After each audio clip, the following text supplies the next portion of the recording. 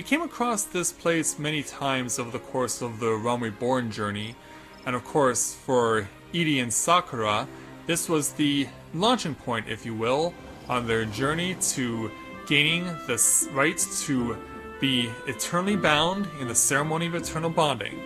But of course, that's a different character, and this is a different situation. But one can never ignore just how powerful love can be.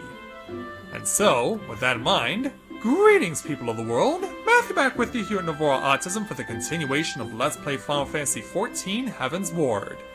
So, last time, we were able to return to Ul'dah as we began to devise a path on how to get to Azus La. At the same time, we were also trying to figure out what became of our fallen Scions of the Seventh Dawn. And we have reasons to believe that one of them, Y'shtola, may be alive. But we need to get some assistance on whether or not this actually holds true. So, to do that, we have to first speak with Alphinaud to complete the challenge that we were doing at the end of the previous episode. It is said that the elementals perceive the live stream. If, as we suspect, this Y'shtola is still adrift in its midst, they may be able to find her. But if we appeal to them for assistance, we must needs do so through their chosen, the Padyal. It is imperative, therefore, that we speak with Kane Senna without delay. And so, another 76,000 experience comes my way, so now let's take Alphinaud's next main story challenge. And to be honest, I'm really shocked by how many main story quests have been made available at experience level 57 when there were so few at level 56. It really shocks me to see that there is such a stark contrast in that. But knowing that we're experience level 58 has ensured us that we will have a buffer of some sort. So let's go ahead and take on the level 57 challenge entitled Lost in the Lifestream. Alphinaud is eager to petition the Elder Seedseer's aid in rescuing Y'shtola. I've already requested an audience with the Elder Seedseer. She will receive us in the Lotus Town presently. We need but speak with the conjurer yonder to be admitted. Yeah, we've done this routine before. Quite a few times, actually. Hello there. Let us be on our way inside. And gain yet another audience with everyone's favorite head of state of Eorzea, the Elder Seedseer Kane Senna. Yeah, I know some of you will say different, like, no, I like the Admiral more, and no, I like the General Raubon more, but in all seriousness, it's the Elder Seedseer who's the one whose mind is most present when it comes to wanting peace. That's what she yearns for more than the other two. So, Elder Seedseer,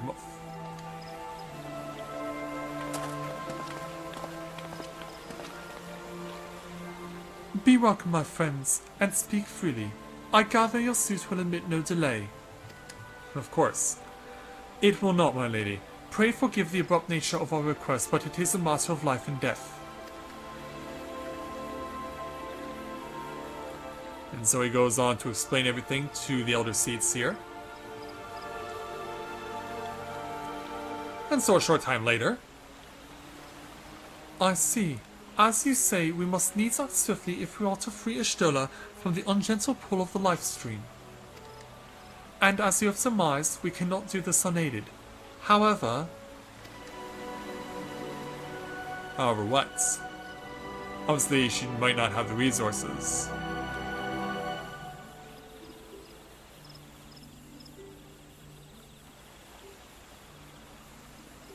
In requesting the Elemental's assistance to find Y'shtola, you must needs be aware of one difficulty. A difficulty born of the fundamental difference between man and Elemental. Makes sense. That being?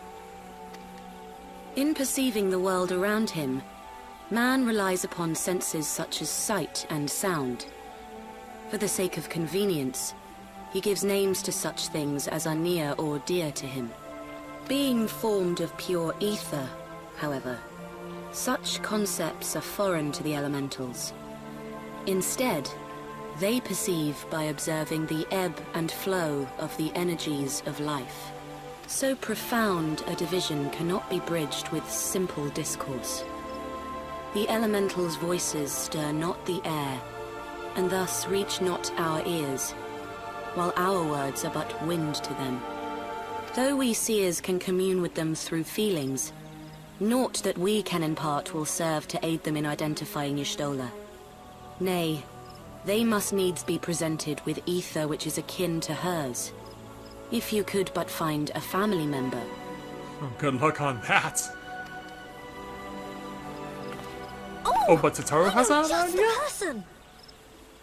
She actually does have a blood relative? Y'shtola has a sister who came to live in Gridania. She told me about her once. Oh, is that so? Glad you came along then, Tataru. That is most fortunate indeed. Indeed. Pray, seek this sister out then, and bring her to Evershade. There, we shall petition the Great One's aid in finding your lost companion. And possibly have a family reunion of sorts. That could work out for us. See how wise the Elder Seedseer is? Even though she is so young, she is so wise. Alright, Tataru, where is this sister of Y'shtola? If memory serves, Y'shtola's sister is named Imitra. Oh, you know her, do you? Well, then that ought to make things easier. Sorry, but yeah, I actually do know who this is. Anyway, she spends most of her time around Upkalu Falls, from what I recall. Let's look for her there. Yeah, if you've covered this game as much as I have in the time between Realm Reborn and Heavensward, by the way, we'll just warp to Miketta's amphitheater to make it this quicker. You come to learn of Imitra if you play the game as an Arcanist in Nimsa and start out there, and then once you complete your level 30, you then get the new challenge that will bring you here to Gridania, and you learn to become a summoner through Imitra. And so, this is how I know who she is. But yeah, if you've played the game but have never played as the role of a summoner, the enhanced warrior class of the Arcanist, then you will never know who Imitra is. But thankfully, through my desire to gain an expanded knowledge of who does what in this game and where they do it, this allows us the opportunity to meet with Imitra and speak to her. Well, we were going to anyway, but since we already know her from before, or at least since I know her from before. Greetings, Mathia. What brings you here today? I see that you have companions. Not just any companions, mind you. Lady Imitra, it is an honor to meet you. My name is Alphinaud, and this is Tataru. Gonna take a bow, of course. But we need to tell you this because it's very important. So you are my sister's comrades in the Scions of the Seventh Dawn. When I heard that your people were being pursued, I desperately sought to reach Y'shtola, but all mine efforts were to no avail. Now I know why. A forbidden spell of all things. That she should be so reckless. But what's done is done. I thank you for bringing word to me. Needless to say, I should be glad to help. Though we were born of different mothers, our veins course of the same father's blood. I hope that this will be enough for the elementals. Come, let us make for Evershade at once. It's a good idea. So, the way that one gets to Evershade, because it has been such a long time since we've been there. In fact, I believe we've only been there once, and it was on day 13 in year 1 in Realm Reborn, because that's where we went to stop an attack by, I don't remember by whom, but what I do know is that at the end of it, we were given an audience with the Elder Seedseer. And for those of you who are wondering, the two people standing next to her are her younger siblings. Raya O on the left, her sister, and Arun, her brother, who was on the right. Yeah, the guy who can't see through his own hair. Let us begin. Raya O, Arun, if you would. And so, let's see the Senna siblings at their best.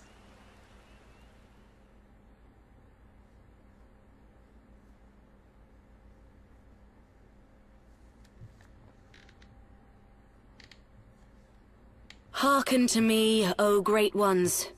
Pray give yourselves to the life stream, a drifting soul to find.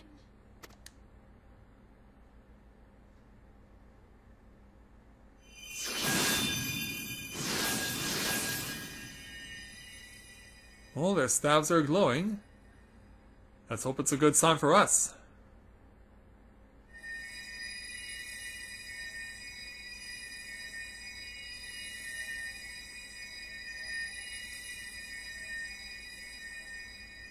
Please, Y'shtola.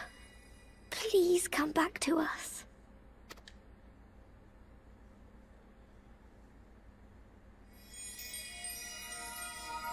The tree is glowing.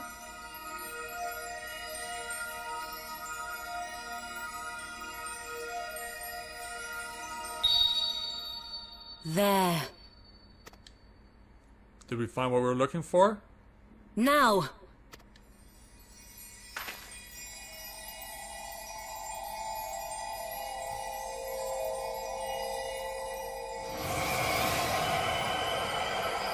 A glowing light. Let's hope that what comes out of it is the person we were looking for. We see a hand, we see a face, we see what looks like it is indeed Y'shtola. We won't know until we see the garb she's wearing. We do see the neck tattoo. It looks like she's actually missing her clothes.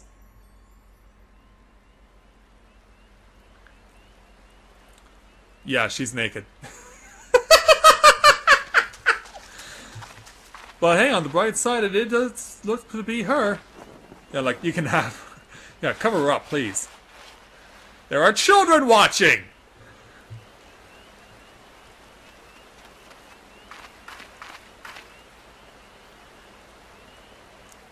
But is she alive, though?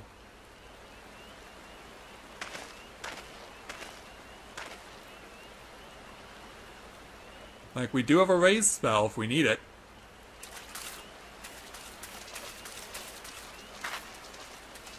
Yeah, like, hold on a second. This is a family affair, guys. Yeah, all in due The room has time. been readied at the roost. Pray, bear her thither at once.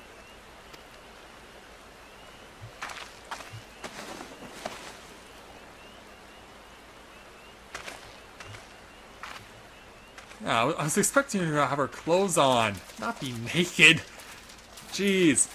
There are children with young minds who watch these videos. We can at the very least give them some sort of expectation that they will not be freaked out. Oh, and by the way, Senna siblings, thank you for bringing her back All to that us. remains is to pray, my friends. Yeah, because we gotta bring her out of her coma, if that is what indeed it is. Ryo, Arun, job well done.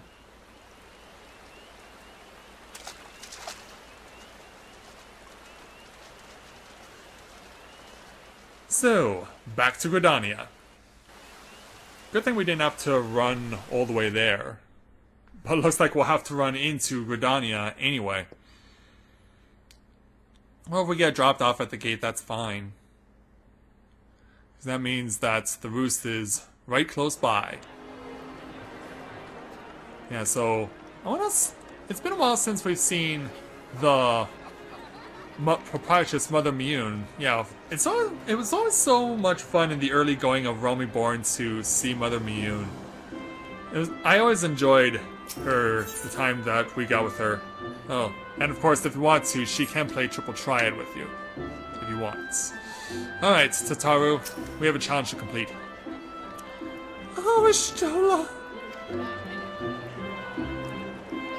Pull yourself together, girl. Just seeing her face again, I've been so worried.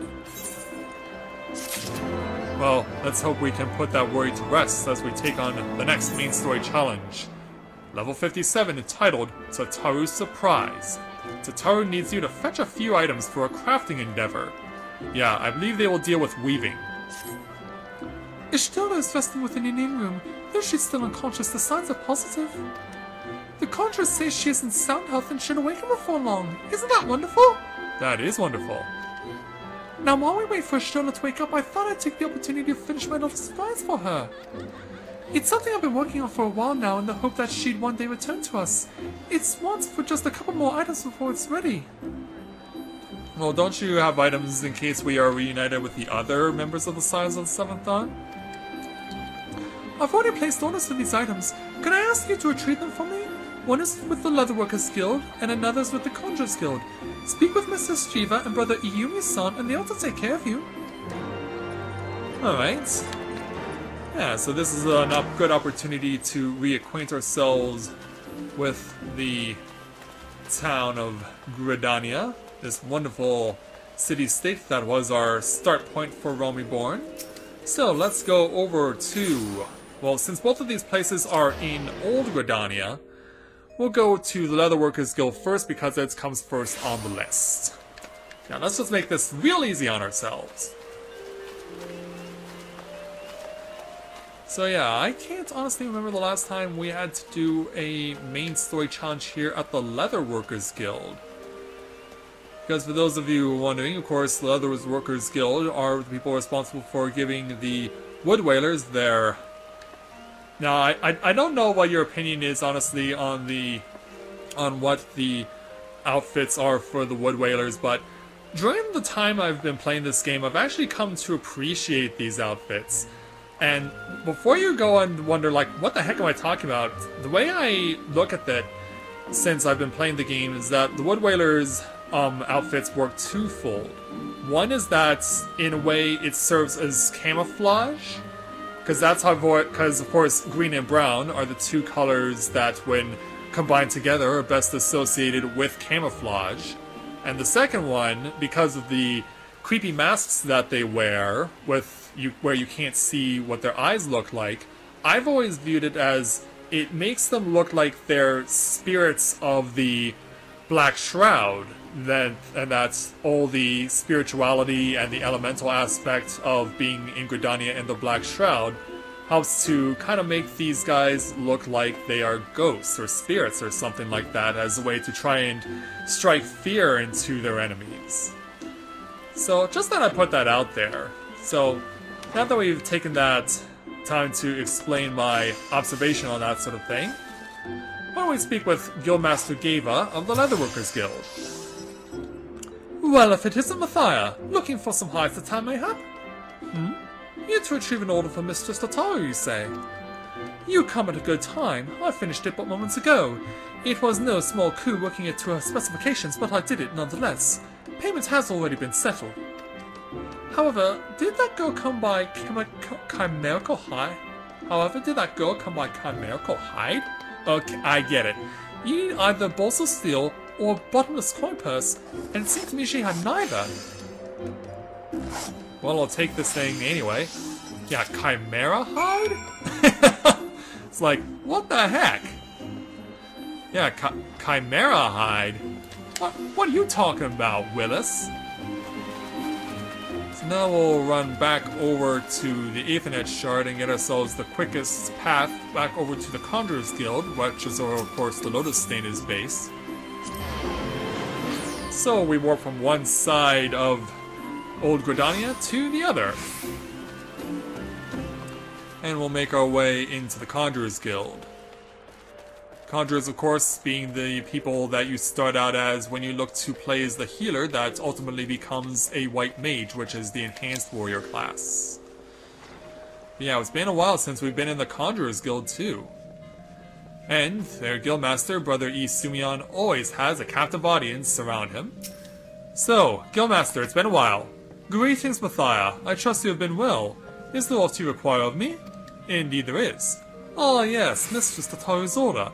As requested, it has been sanctified in the sight of the elementals. I know not what she intends for the stuff, but it is a most singular artifact. Even one possessed of my experience would struggle to wield it.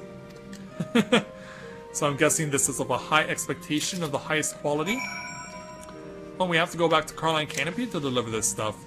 Well, makes sense. I mean, Ishtola is being taken care of at the roost, at the Carline Canopy. So therefore, going back to the roost only makes sense. Alright, so back over to the Aetheryte Plaza. And from there we will hope to once again get what we were looking for, which is a fully revived and conscious Y'shtola.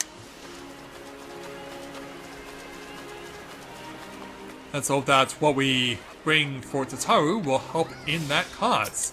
Tataru? Ah, you're back! You have the items, I hope? Yes, I do. And here you go. Oh, it's precisely as I requested! A perfect match for the other pieces. Truly gave us a master among masters. And the staff completes the surprise. Thank you so much, Mathia. I can't wait to see what Y'shtola thinks of the surprise. Lest you wonder, she's doing very well, and the other conjurers have left her in her sister's care. Let's go and pay them a visit, shall we? Are we allowed to do so yet? Well, I'm guessing we are, because we're going to cutscene.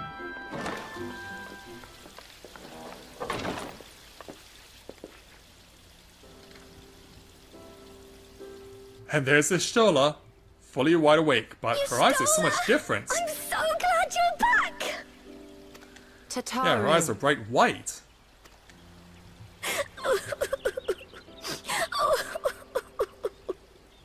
Yeah, they were once a very bright green, now they're bright white. You are safe. Thank the 12. We were more concerned about you, young lady. One Mikote to another. Something has changed about you, Alphinaud. Or mayhap the change is with me. I seem to sense the ether around me more keenly than before. Is that why your eyes are so white? They're whiter than your Pleased teeth. to see you well again. Do you feel strong enough to talk? She has just been talking. Weren't you paying attention? Worry not. I am well enough. Thank you, Amitra, for your support in this endeavor. Tell us then, what befell you after you fled the feast? We were told that there had been a tunnel collapse. That was my doing. I brought the tunnel down that you and Minfidia might escape. At the last moment, I invoked a teleportation magic, in hopes of spiriting Thancred away at least. Needless to say, it did not go quite as planned, and I found myself adrift in the life stream. The others? Where are they? Did they not escape? No, we're still looking for them They too. remain unaccounted for. You are the only one we have been able to find. I am truly sorry. It was the Crystal Braves who pursued you that day. My hubris that led to our undoing. No apologies are necessary, Alphinaud. You are not to blame for what occurred. Know that were our comrades here, they would commend you for keeping the light of hope alive. Yeah, I wonder how long it's gonna take for Alphinaud to stop from kicking himself for the Crystal Braves' actions. Don't worry. The others are alive and well, I'm sure of it. We just need to find them. Indeed, Tataru. Let us find our friends and rebuild the Scions. Ha! There is the Alphinaud I remember. And I feel much the better for his return. 'Tis time I arose. Let's hope you don't collapse as soon as you stand up. You've been out of it for a long time. That reminds me. I have a change of clothes for you. I don't like to boast, but I made them myself. I learned how to weave while we were in Ishgard, you see. No, is that so?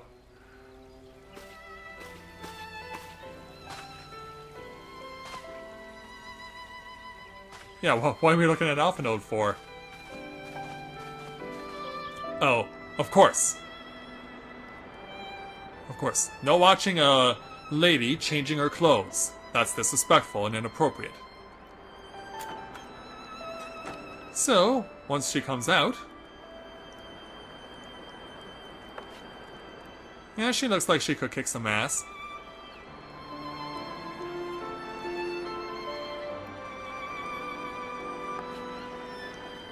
I have to say I approve of it too.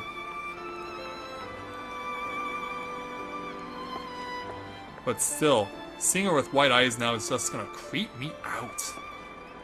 Tataru has apprised me of all that took place in the aftermath of the assassination plot. It would seem I have been away for some while. Indeed you have. Yes, much and more happened during your absence. At present, we seek to follow the Archbishop to Azisla. And you want for some manner of etheric ram to pierce the floating isle's protective barrier?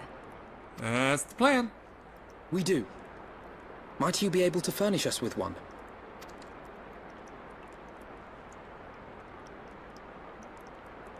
A means to prise open a hole in an Alagarn barrier. And one large enough to admit an airship, no less. Nay, I lack the knowledge to devise such a weapon. Yeah, I mean, building items of war is not her strong suit, obviously.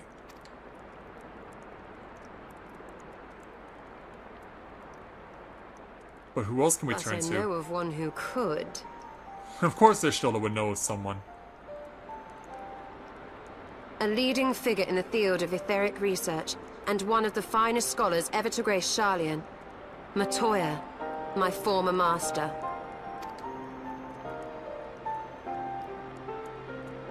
Mr. Matoya, huh? Or is it Miss Matoya? I guess we'll find out soon enough, won't we?